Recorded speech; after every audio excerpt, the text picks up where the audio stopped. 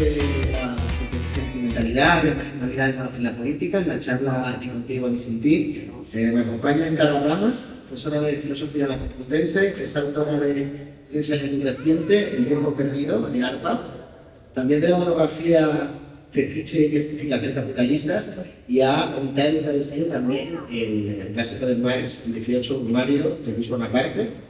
Coordina el seminario general complutense y ha sido diputada en la Asamblea de Madrid.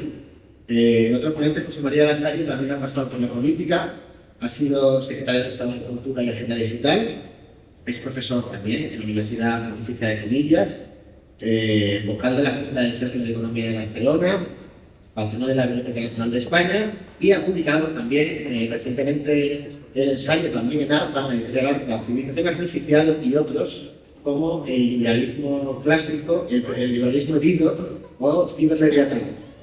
Bueno, en esta charla, lo primero que me gustaría decir es que a veces en el tema de la política y las emociones se utiliza distintivamente el término emoción y sentimiento, ¿no? Que no es la misma cosa según he investigado en Google, porque la emoción efectivamente es una reacción más física al mundo, ¿no?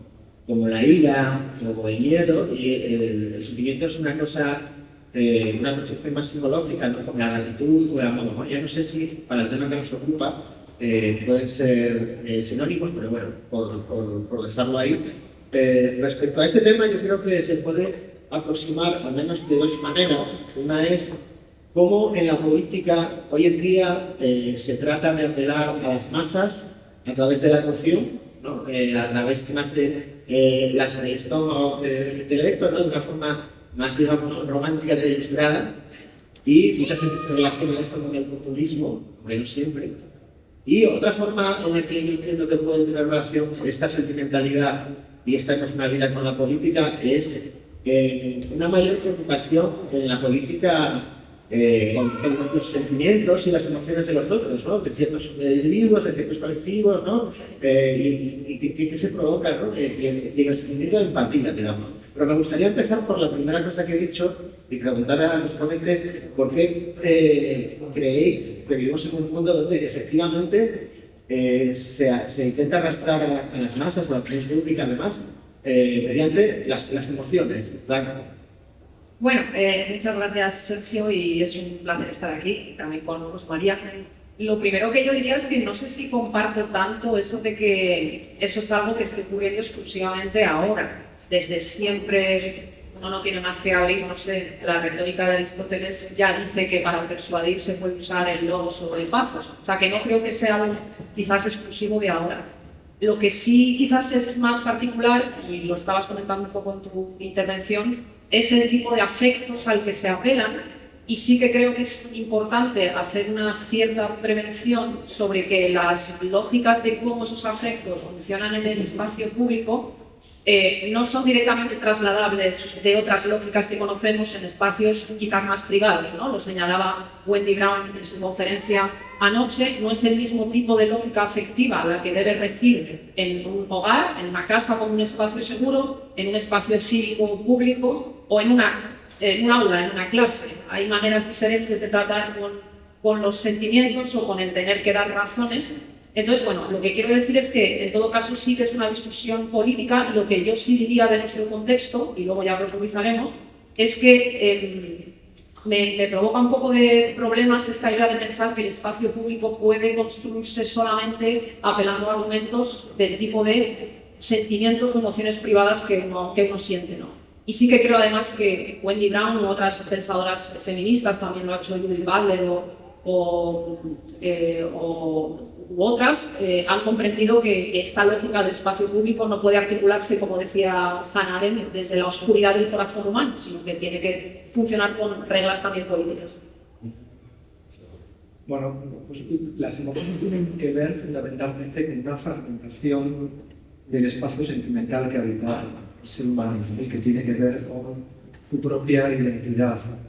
Son fragmentos, ideas simples que operan sobre la capacidad cognitiva del ser humano y lo arrastran funcionalmente hacia algo que la política, como decía Clara, ha interiorizado como una parte de su narrativa, pues desde Atenas democrática, donde los demagogos utilizaban las emociones como una parte determinante de los discursos políticos, sobre todo cuando hacía falta llevar a alguien al ostracismo o hacía falta justificar una política imperialista agresiva como la que Atenas en determinado momento desarrolló.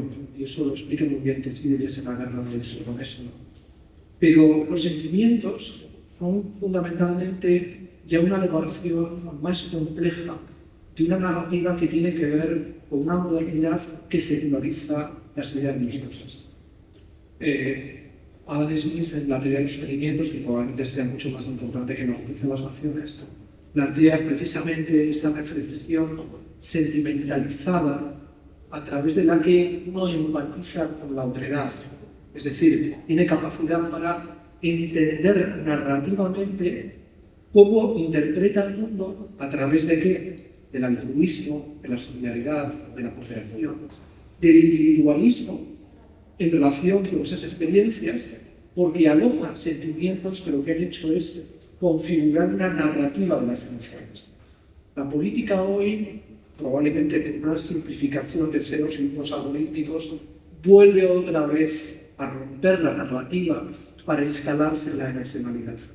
Y ese es un poco el problema que vivimos con los populistas, que han convertido a la emocionalidad, a las emociones, que operan de cierta manera clara en el ámbito, muchas veces de lo privado, y lo pretenden transformar en discursos públicos, pero carecen de una teoría de los sentimientos para convertirlo realmente en una narrativa operable en el espacio público. Bueno, ¿solo los populismos crees que apelan a esas emociones del público o la política en general? Yo creo que, bueno, en la medida en que el populismo es una manifestación de la política, incluso de la política democrática, y también forma parte de la narrativa que en determinados momentos acompaña la democracia. De hecho, yo creo que ahora mismo está produciéndose una transformación del modelo democrático con una sustitución de la formalidad liberal y de las reglas tradicionales del pensamiento liberal, con la construcción de la modernidad política, hacia una democracia asentada fundamentalmente en las emociones y, por lo tanto, con una nueva forma de legitimidad más propia del populismo y, por tanto, de la emocionalidad que tiende a sustituir muchas veces las urnas por la aprobación, como diría Carles Schmitt cuando definía la dictadura. Hay esa especie de tentación de arrastrarnos hacia una nueva forma de legitimación populista y creo que probablemente las democracias se mencionan hacia ella. Claro, dice que en el texto que presenta esta charla, ¿no? Se habla de sentimiento de injusticia, ¿no? Que ahora es muy importante en la guerra pública, ¿no? Este tipo de, también se habla mucho de la necesidad de empatía, ¿no? ¿Por qué crees tú que ahora pues, esto ha penetrado más en el debate público? Bueno, aquí, por retomar otra idea de nuevo de Wendy Brown, ella lo explica así, yo estoy completamente de acuerdo. Tenemos un capitalismo tardío que ha generado un poder absolutamente concentrado, pero a la vez difuso, que no sabemos dónde reside, pero que sentimos que gobierna nuestras vidas al modo de una ley de hierro, que parece prácticamente una ley natural. O sea, debería ser un proceso social, pero para nosotros aparece casi como una fatalidad, casi como una catástrofe natural, ¿no? Si sube o cae la bolsa, para nosotros es un arcano, como las ondas electromagnéticas en la materia, ¿no? Que quizás algunos iniciados conocen, pero no desde luego la mayoría. Y eso, creo, lo que Wendy Brown dice es que ese sentimiento de indefensión como individuos, de no comprender el tipo de procesos que gobiernan nuestro destino, nos ha dejado en una situación de vulnerabilidad y de desorientación sin precedentes. Y frente a eso, ella recoge una vieja idea de Nietzsche, que es que ante el sentimiento de daño, una respuesta posible es el resentimiento, ¿no? Es ante una sensación de injusticia que estoy padeciendo o de daño, busco un culpable, necesito poner nombres y apellidos, y las estructuras, ¿verdad? El capital no tiene nombres ni apellidos, pues me fijaré a lo mejor en un millonario o en mi jefe que me está haciendo la vida imposible. pero lo que necesito es reaccionar a ese sentimiento de injusticia y de daño y poner nombres y apellidos a un culpable. Además, este sentimiento de rabia me permite tapar un poco mi propio daño. Y esto, digamos, puede tener un lado productivo en el momento de percibir una injusticia, organizarse colectivamente, pero también puede generar un excesivo, quizás, apego a esa posición de víctima, ¿no? Y eso lo cuenta Wendy Brown en un texto más antiguo, pero a mí me interesa sobre todo, y para el contexto político actual creo que es todavía más relevante, una actualización que hace en un libro más tardío, y es la idea de que este resentimiento y este victimismo contra lo que se vive como injusticia, hoy en día no lo experimentan principalmente personas vulnerables, sino también muchos privilegiados o poderosos que sienten que sus privilegios están amenazados. De tal manera que tenemos una situación paradójica y completamente imposible de comprender a primera vista, que es que quien ejerce el privilegio, el poder o incluso la violencia, se coloca a sí mismo como víctima. Y estamos asistiendo como a un nuevo auge de victimismo exacerbado por parte de los poderosos. Hoy me hacían llegar un tuit absolutamente descorazonador que me ha tenido furiosa toda la tarde, ¿no? Con una declaración en el juicio de Giselle Pelicot, el terrible juicio el terrible caso de violación masiva durante años por parte de su marido y 50 cómplices, y ella decía en el juicio, de alguna manera me están haciendo sentir como que yo soy la culpable y las víctimas son los 50 hombres que tengo detrás. ¿Cómo es posible? ¿Era yo una persona poco precavida? ¿Era una alcohólica? Dice, me están haciendo sentir un tipo de humillación que no puedo explicar, ¿no? Entonces, el agresor se coloca en la posición de víctima. Entonces, esto me parece como un tipo de giro especialmente perverso que necesita de categorías para comprender qué tipo de resentimiento puede operar, pero ya digo, actualizando esta idea de Nietzsche, no en el lado, digamos, de la moral de los débiles o de los que sufren, sino de los señores y de los amos. Y esto me parece especialmente perverso hoy. ¿Hasta ahí? Es interesante porque yo creo que uno de los problemas que plantea ese capitalismo tardío que denominaríamos el capitalismo cognitivo y que supera el capitalismo postindustrial y que al final se asienta en un nuevo concepto de capital que es el algoritmo y un nuevo concepto de trabajo que es la estructura plataformizada de la gestión de los datos, está provocando por primera vez en la historia un cambio que actualiza el resentimiento como una manifestación de desapoderamiento que está experimentando las clases medias y que están explicando por qué éstas están rompiendo su colaboración histórica con la democracia. Hoy en día, probablemente, el populismo de extrema derecha y el cuestionamiento de la democracia tiene que ver directamente con el desapoderamiento de la clase media y concretamente del hecho de que el trabajo intelectual, que es lo que universaliza la revolución industrial en gran medida al quitarnos de encima la maldición bíblica de trabajar y crear, por tanto, condiciones que después, a través de la lucha social, el cambio político, etcétera, y la construcción de la democracia de masas, hacen posible la masificación de la clase media sobre la base de la hegemonía que ésta ejerce sobre las profesiones liberales, sobre la arquitectura, la ingeniería, la abogacía, la universidad. Y hoy la aparición de la inteligencia artificial está provocando a corto plazo un primer fenómeno, que es que el trabajo intelectual ya no lo monopolizan las profesiones liberales, sino que la inteligencia artificial, asociada a la plataforma y al capital algorítmico, consigue, en primer lugar, rebajar el valor del trabajo intelectual del ser humano. Y, en segundo lugar, plantea la sustitución.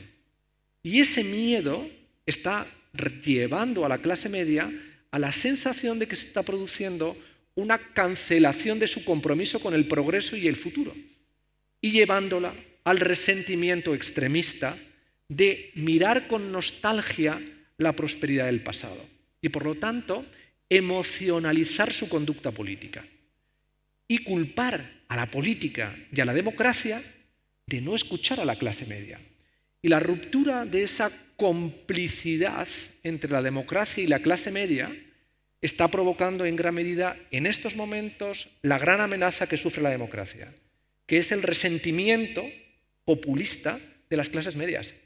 que estaban históricamente empoderadas y legitimadas con una idea de que controlaban el poder político y eran realmente la parte basilar sobre la que se organizaba la arquitectura de la democracia. Sí. Bueno, las haya dicho, ha hablado de la nostalgia, ¿no? Que es el tema fundamental de tu último libro, El tiempo perdido.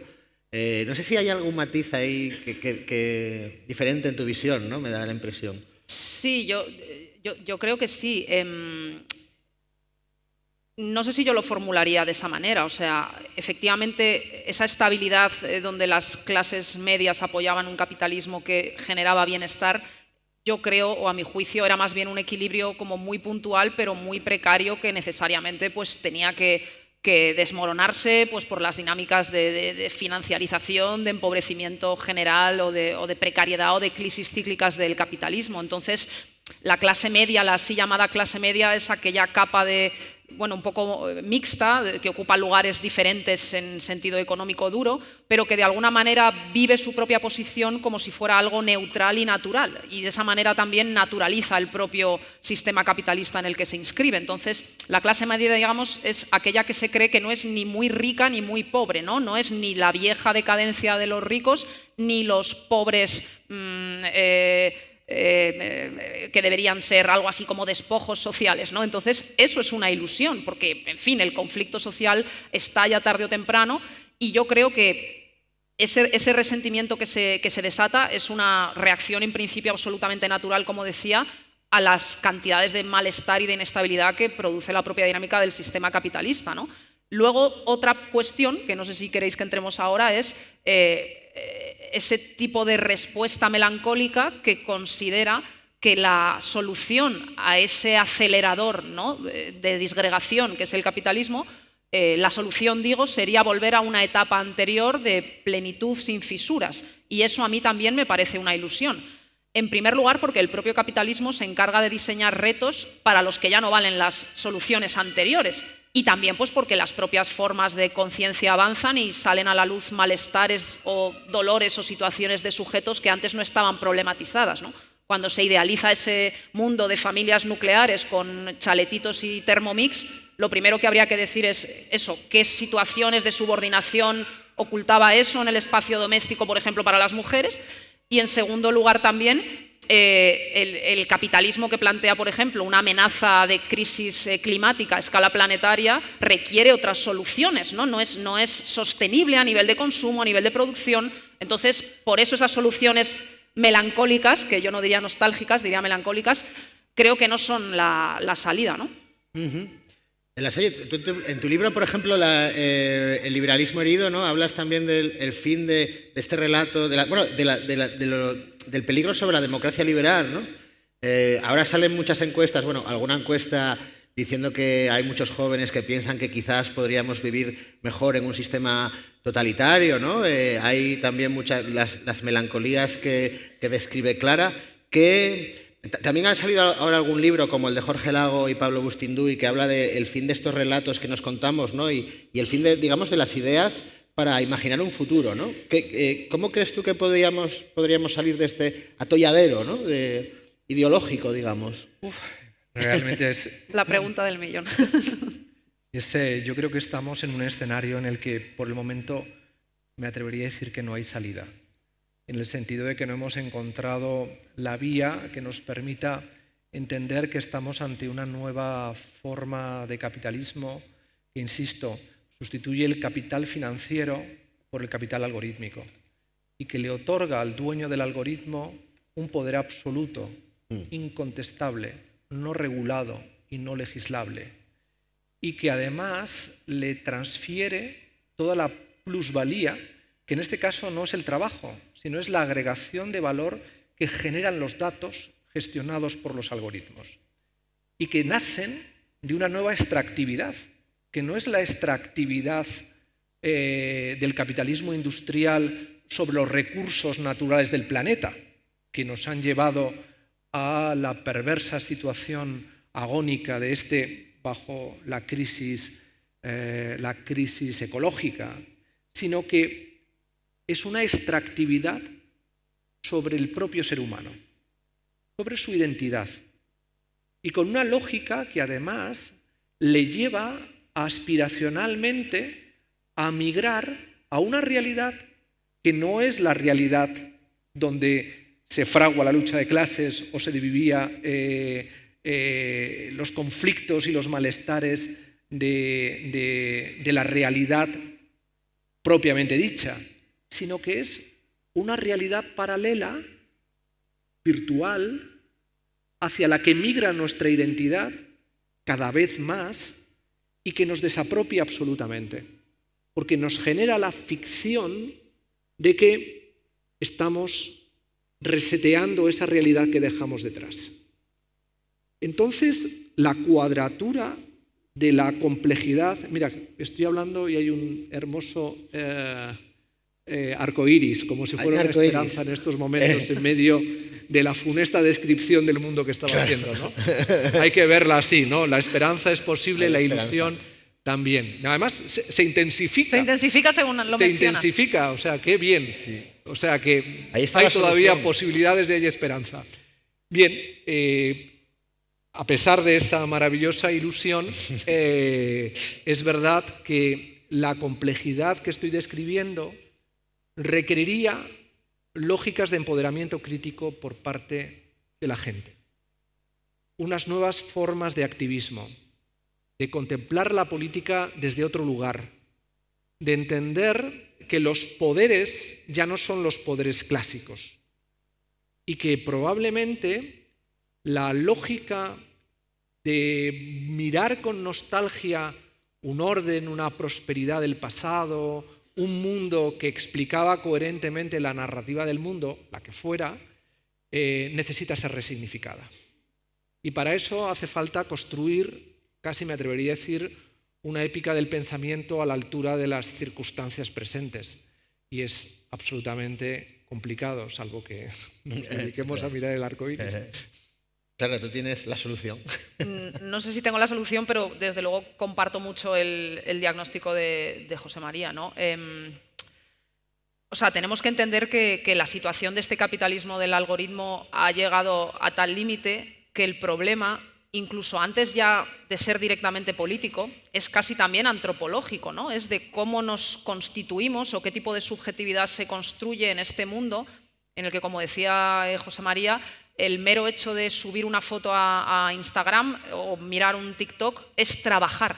Claro, es que eso es lo que no estamos entendiendo, porque hasta ahora había una separación neta entre el tiempo en que tú estás en la fábrica produciendo y el tiempo en el que estás descansando. En realidad estás descansando para seguir produciendo, ¿no? Dicho sea al pie de página, pero había por lo menos una cierta ilusión de separación. Ahora no, ahora todo el mundo percibe que su tiempo de ocio pues, está cooptado por estas actividades de scrolling, de consumir contenidos que generan evidentemente pues, plusvalor y beneficios directamente en forma de datos, ¿no? Entonces, claro, ¿qué consecuencias antropológicas tiene también eso? Pues de entrada decíamos una enorme desorientación, vías de escape de tipo muy individualista, como estas vías neoestoicas, ahora mismo me referiré a ellas en un minuto, y en general psiquismos absolutamente rotos, ¿no? Entonces, claro, los ideales que tenemos de sujetos triunfantes o heroicos, digamos, ya no nos sirven, porque ya no somos ese sujeto luminoso, ¿no? O ese héroe de las novelas de Víctor Hugo. Ahora somos más bien una especie de sujetos kafkianos, beckettianos, o del Dostoyevsky de las memorias del subsuelo, ¿no? Y esto es lo que emerge también en esos enormes basureros de los foros de Internet, ¿no? Llenos de misoginia, de rabia, de dolor. Es efectivamente una subjetividad muy rota y claro, las instituciones liberales clásicas, como decías, José María, quedan ellas mismas en cuestión, porque ¿quién puede creerse ahora que somos sujetos racionales, que vamos a los parlamentos a intercambiar ideas, ¿no? Como quería Benzamo o John Stuart Mill? Es que sería ridículo, no hay más que encender la televisión y poner una sesión parlamentaria, ¿no? Mirad la trifulca que ha habido esta mañana en el Pleno de la Asamblea de Madrid o en general, en cualquier sitio. Entonces ya digo, hay como una especie de textura subjetiva que lo pone muy difícil. Y me refería también a este tipo de salidas de salvaciones individuales, ¿no? Digamos, el mundo es una jungla, el capitalismo es una jungla, puedes ser libre intentando hacerte millonario o intentando ir al gimnasio o intentando comprarte un Lamborghini. Claro, ¿cuál es la salida? Para decir algo en positivo de esto, porque ya digo, este tipo de psiquismos beckettianos, kafkianos ya no funcionan como sujetos burgueses que van al Parlamento a encontrar la justicia y la verdad mediante el uso público de la palabra, pero sí que tienen un cierto anhelo de libertad. O sea, yo estoy convencida de que cuando los seguidores de Llados le buscan, están buscando un tipo de receta que le diga, bueno, mira, por lo menos la media hora que haces burpees en el suelo de tu habitación antes de ir a trabajar, eres libre. Bueno, pero hay que agarrarse a esa media hora, porque la gente quiere ser libre, porque sabe perfectamente que en el minuto en el que abre la puerta para coger el transporte público, tirarse 2 horas esperando a la Renfe y llegar al trabajo para llegar muerto a casa con una neurona para hacer una cena recalentada, eso no es libertad. Pero la gente la está buscando. Entonces yo creo que hay que darle un poco la vuelta al discurso y decirle, bueno, esa media hora en la que te sientes libre siguiendo a Llados, ¿por qué no aspiramos a que sea para todos y no solo una hora, sino la totalidad de nuestro tiempo, ¿no? O sea, recuperemos esa idea de que podemos construir un tiempo para todos y pedir cuentas al capitalismo. O sea, ¿qué te estoy entregando y qué me estás dando? Te estoy entregando la totalidad de mi tiempo y me estás devolviendo alienación, malestar y salidas simplemente de salvación individual. Entonces, yo creo que un poco la idea va por ahí, ¿no? Ante el futuro cancelado, preguntarle al capitalismo qué futuros imposibles me has impedido alcanzar y pedirle cuentas nosotros al capitalismo y no solo el capitalismo a nosotros, ¿no? Y tirar de ese hilo de anhelo de la libertad que yo espero o me gustaría encontrar incluso en estas salidas más individualistas.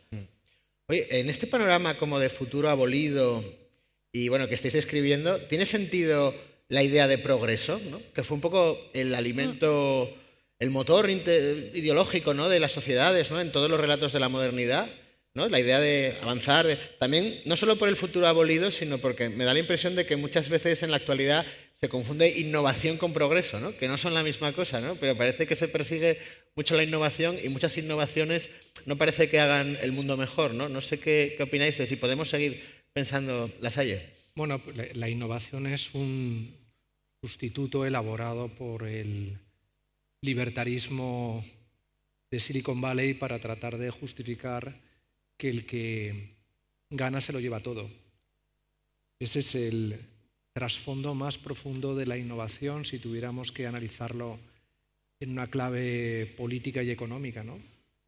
El progreso es algo mucho más serio y mucho más complejo, pero ha ido flaqueando a medida que también ha liberado sus contradicciones. Ya yo soy muy benjaminiano y siempre tengo muy presente esa dialéctica de la Ilustración que ha conectado precisamente el progreso al desarrollo técnico, olvidando que la técnica no es neutra, sino que libera una hibris, una capacidad de desarrollar lógicas de arrogancia que acaban combatiendo el empoderamiento que teóricamente dice buscar como facilitador de los valores de la Ilustración. Y las contradicciones que explican Horkheimer y Adorno en la dialéctica de la Ilustración siguen siendo profundamente actuales, ¿no? Y creo que el progreso tiene también una lógica de no salida, de poderte estrellar contra el muro de la irracionalidad mágica que es capaz de liberar. Y que lo estamos viendo con la tecnología y la fascinación que a mucha gente que describías hace un momento, atrapada en esa mecánica tan compleja de la vida en las grandes ciudades o atrapadas por los fetiches instagrámicos o tiktokers, sin embargo, esa agonía se le libera gracias a la magia de la pantalla, a ese poder que es capaz de deslumbrar y que tiene una fuerza que está en lo telúrico que el ser humano tiene también dentro de sí, que conecta con parte de esa emocionalidad que no son sentimientos, pero que sí es un elemento y un sustrato muy potente y que la Ilustración ha obviado, porque consideró que un sujeto kantiano, autónomo, con capacidad para liberarse del poder de las iglesias, de los gobiernos y de todo aquel que quisiera proyectar sobre él opresión y dominación, tenía la herramienta de una racionalidad que le iba a capacitar para evitar que esa situación se diera. Pero eso no significa que no haya otras ilustraciones posibles. Quizá estamos ante un agotamiento de la ilustración kantiana. Yo no estoy en el estoicismo, pero llevo mucho tiempo leyendo a Spinoza y cada vez encuentro en él un poder de liberación extraordinario, a través de la tolerancia, a través de la lucha contra la crueldad, a través del valor que tiene el cuerpo en el mundo de las pantallas y la fantasía que es capaz de liberar el cuerpo. En fin, hay otras ilustraciones posibles, porque hay otras racionalidades posibles también. Hay un movimiento que no sé si conocéis, el de la ilustración oscura, que quiere hacer como una ilustración neorreaccionaria, una nueva monarquía. Bueno, es una ilustración... No, los conozco perfectamente. Inversa, ¿no? Que me llama mucho la atención porque es una cosa así como muy sórdida, ¿no? Pero bueno, en cualquier caso, Clara, ¿tú querías aportar algo a lo del...? Sí. A ver, diría un par de cosas. En primer lugar, creo que efectivamente tenemos que ver el agotamiento de ciertas concepciones, no todas quizás, pero sí ciertas herencias modernas y cierto sentido del progreso y la libertad demasiado asociados efectivamente al progreso técnico, ¿no? A mí me gusta siempre, hay algún estudiante mío por aquí, así que me disculpe si lo escuchará 2 veces, pero les leo siempre un texto de Heidegger, que es incluso anterior a la dialéctica de la Ilustración, porque es un texto del año 38, y Heidegger ahí expone perfectamente, prácticamente en una fórmula sintética, una terrible dialéctica por la cual en la modernidad, cuanto más libre y más encumbrado y más autocentrado se cree el sujeto, mayor cantidad de objetivación y cosificación genera hacia afuera, ¿no? Y ambas cosas se retroalimentan hasta que él mismo, el propio sujeto moderno, acaba convertido en una suerte de ente completamente alienado y cosificado, ¿no? Entonces, esto desde luego señala el agotamiento de una cierta vía. Yo no sé si estoy tan segura de que la alternativa pase solamente por esta puesta en valor de la dimensión del cuerpo. Creo que aquí tenemos como dificultades que enfrentar. Toda esta retórica como spinozista, ¿no? del deseo y la potencia. Yo leía muchísimo a Spinoza cuando estaba en la facultad. Últimamente reconozco que me distancio un poco más, pero es un problema político de primer orden, ¿no? Digamos, el problema del cuerpo y el deseo y un viejo problema ya desde el siglo XX, que es también el deseo y cómo las lógicas fascistas han manejado eso de una manera inteligente, ¿no? Lo decía Susan Sontag respecto del fascismo histórico. Tiene una frase como lapidaria para mí que dice que el realismo socialista era asexual, pero en cambio el fascismo era homoerótico, ¿no? Entonces desplegaba toda una erótica del poder, además vinculada a toda esta lógica de una Männerbund, ¿no? Que se retroalimentan entre ellos. Y esto es en parte lo que vemos hoy también, o sea, estas lógicas del deseo se movilizan por la alt-right y se movilizan bien. Entonces, o sea, estoy de acuerdo contigo en que hay que dar algún tipo de respuesta a eso. Y claro que una política, en fin, progresista tiene que buscar nuevas maneras de hablar de este deseo, pero bueno, no sé si yo compraría del todo la salida espinocista, pero desde luego estoy de acuerdo con que una cierta ilustración más técnica quizás que ilustrada sí que es una vía muerta para nosotros.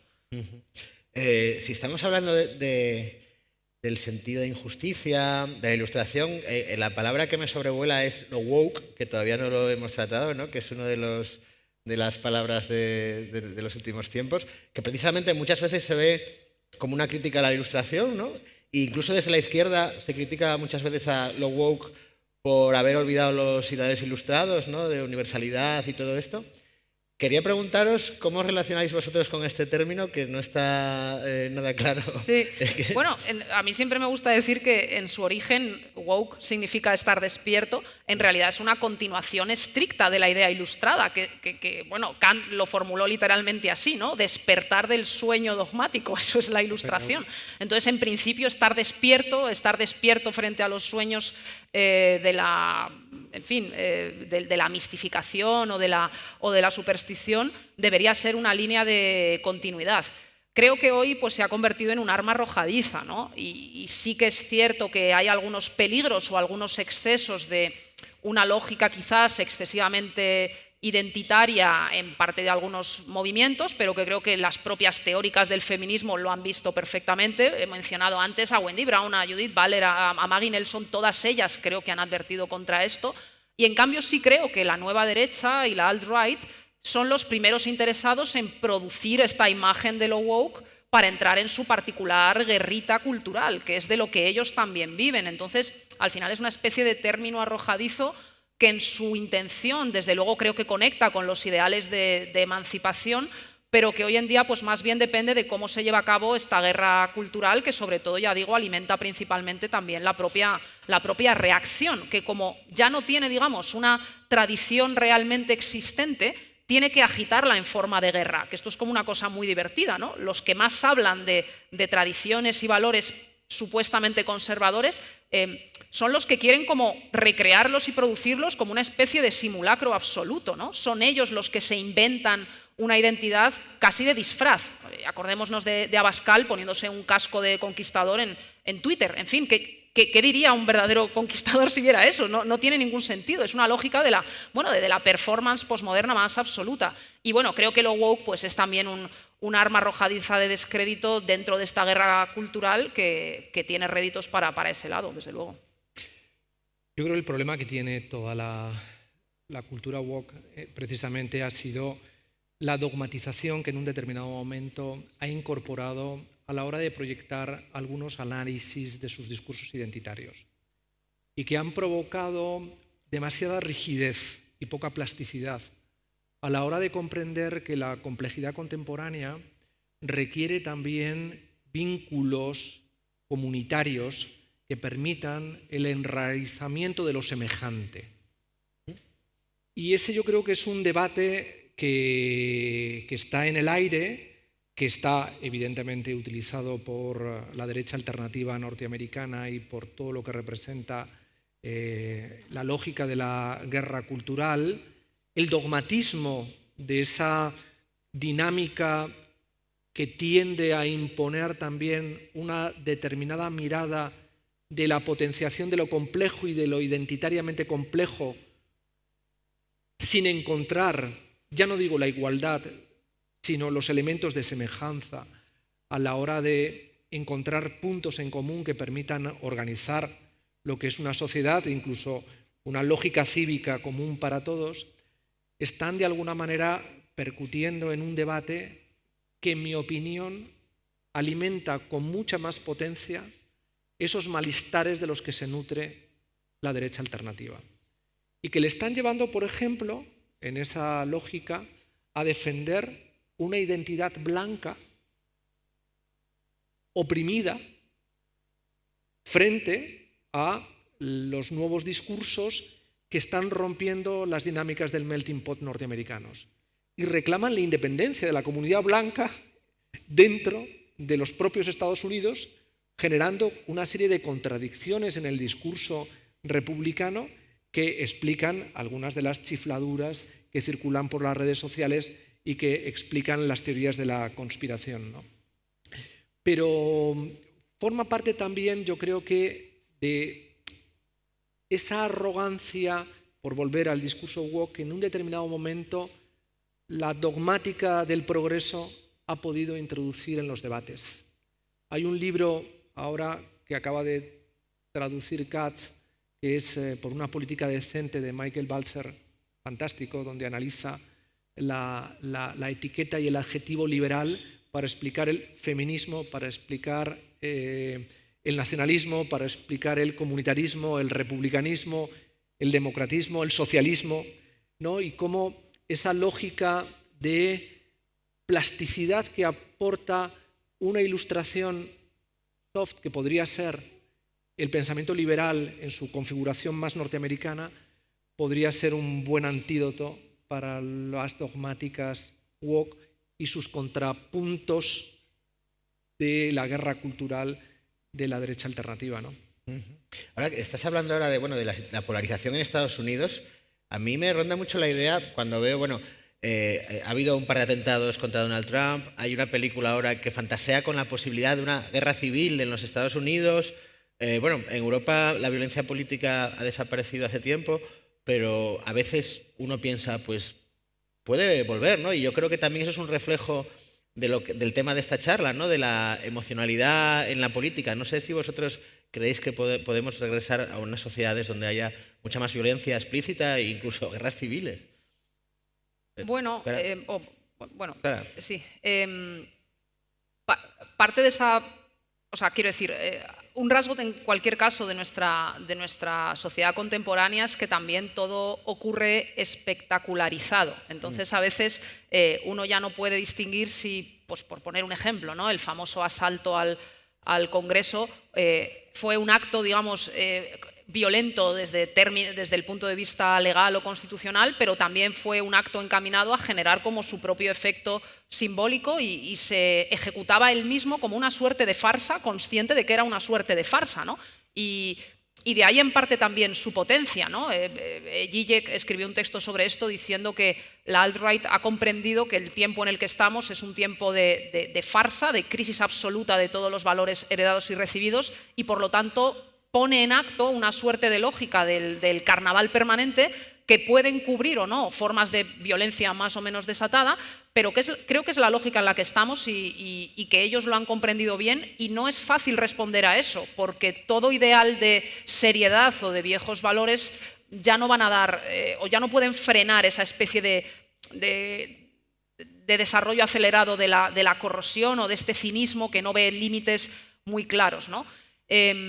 Creo en todo caso que estamos en una situación dramática donde todas las lógicas y las oposiciones que conocíamos y que han estructurado nuestra modernidad, todas esas diferencias entre naturaleza y cultura, entre sujeto y objeto, se están desmoronando y viniendo abajo, y el propio sujeto con el que operamos ya no tiene claro ni siquiera quién es. Entonces tenemos como dos tendencias completamente opuestas, pero que pueden encubrir también nuevas formas de violencia.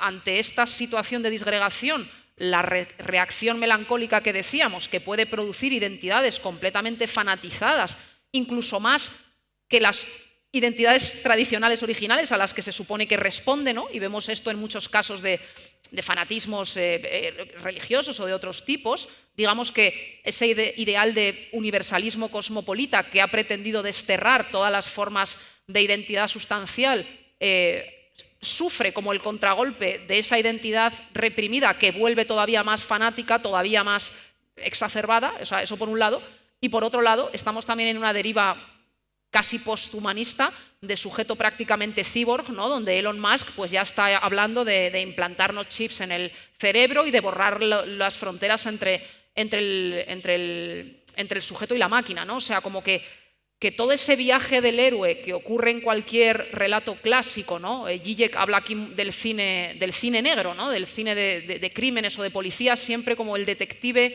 protagonista de alguna manera ha olvidado quién es y tiene que reencontrarse a sí mismo con una historia más o menos elaborada. Esa idea de que la memoria te devuelve la identidad ahora mismo ya no ocurre. Y por eso dice Zizek, bueno, el género neo-noir desde los años 80 se combina precisamente con la ciencia ficción, ¿no? Y poniendo a Blade Runner como ejemplo. Entonces es que estamos ya en ese mundo que se empieza a visualizar en la ciencia ficción de hace varias décadas, y entonces ya digo, eso también evidentemente puede suponer nuevas formas. Es la ambigüedad del sujeto cyborg, que ya decía Donna Haraway, es el hijo del militarismo, el hijo de la tecnificación exacerbada, del imperialismo y de los usos privados de la técnica para la destrucción. Entonces, sí, o sea, creo que puede haber posibilidades inéditas de violencia y al mismo tiempo una especie de disolución nihilista sin precedentes, ¿no? Y que ambas cosas se van como a retroalimentar constantemente, sin querer ser muy apocalíptica, pero es que el apocalipsis es ahora, creo. Ha sonado fatal. La oscuridad domina el ambiente. Pero se ha ido el arco iris. Sí, ya se ha ido el arco iris, estamos totalmente cegados por la oscuridad. No, yo creo que el gran problema que tenemos no es tanto la violencia que pueda vivir la sociedad norteamericana porque ha reconocido como un derecho fundamental llevar armas y hace que en una sociedad donde hay 400 millones de armas, pues la posibilidad de que estalle una situación de violencia o de guerra civil ya lo han vivido en otros momentos de su historia y por lo tanto, como diría Santayana, siempre corres el riesgo de volver a tropezar otra vez en la piedra de la historia, ¿no? pero yo creo que la violencia más grave es la que está generándose a través precisamente de algo sobre lo que no se habla, pero que yo creo que es uno de los grandes dramas de nuestro tiempo, que es las aplicaciones militares violentas que tiene la inteligencia artificial. Sobre todo lo que son las armas letales autónomas, que están atribuyendo, y esto lo podríamos relacionar con esa lógica de Dark Enlightenment, ¿no?, de la ilustración oscura, que defiende precisamente, asociada al poshumanismo, que lo que hay que hacer es acelerar el tiempo de la tecnología, el aceleracionismo. Sí. Es decir, demos todo el poder a la técnica, porque en el futuro que se desprenda del desarrollo tecnológico desatado, liberando toda su potencialidad mágica, desaparecerán los problemas del mundo. Habremos conseguido, entre otras cosas, una inteligencia que sustituya a la inteligencia humana en su falibilidad, porque tendrá tal potencia estadística a la hora de evaluar lógicamente qué es lo que hay que hacer, que no tendremos los seres humanos nada más que vivir ociosamente y dependientes de ese poder.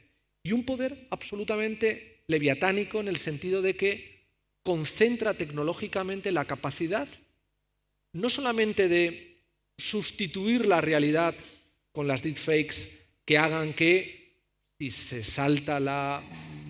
si se destruye, por ejemplo, con un arma letal autónoma, con un dron, un barco repleto de migrantes que huyen de África para venir a Europa, la realidad sea sustituida con una imagen que no reproduzca lo que se ha vivido, sino una realidad donde además la capacidad para viralizar esa imagen sustituya la realidad misma y donde además esas armas no cuestionan éticamente la ambigüedad de la decisión, del riesgo de que un policía o un militar decida no matar a alguien, porque tiene una capacidad empática que sentimentaliza el momento y decide bajar el arma o sencillamente herir en vez de matar, sino que el diseño de esas armas lo que buscan es hacer eficiente la letalidad, que es lo que está pasando, por ejemplo, en Gaza, con el uso indiscriminado por parte del ejército israelí de armas letales autónomas. Y ese yo creo que es el mayor riesgo de violencia que tenemos, que no tiene contrastabilidad y que no tiene autonomía decisoria para evitar que quien tenga el control sobre el uso de la misma haga una masacre indiscriminada, violenta y con una crueldad que no podríamos juzgar porque no veríamos. Muy bien. Pues se nos ha acabado el tiempo. Yo no sé si me voy más tranquilo o más intranquilo a casa. Se ha ido el arco iris. Ha dejado llover, eso sí. Ha dejado llover. Así que nada, muchas gracias a La Salle, a Clara Ramas y a todos vosotros por estar aquí. Gracias. Gracias.